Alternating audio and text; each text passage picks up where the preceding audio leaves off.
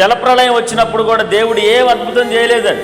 నోవాహు పడవ కడతా ఉన్నాడు, అక్కడ దేవుడు అద్భుతాలు చేయలేదు, ఆశ్చర్యాలు చేయలేదు. వాళ్ళకి దేవుడు అంటేనే తెలియదు.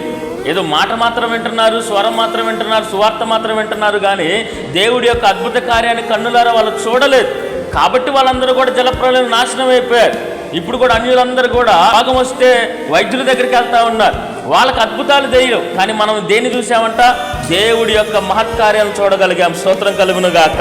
ఇప్పటికి నేను అంటా ఉంటా కొన్ని సందర్భాల్లో, అయ్యా మీరు ఎలా పోషించబడతారు? రోగం వస్తే ఏంటి మీ పరిస్థితి?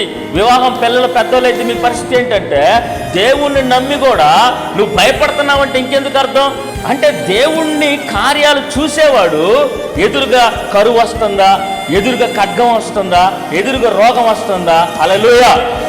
మోషే 10 అద్భుతాలు చేసిన దేవుడు 11వది కూడా చెయ్యగలడు అని మోషే అడిగేశాడు.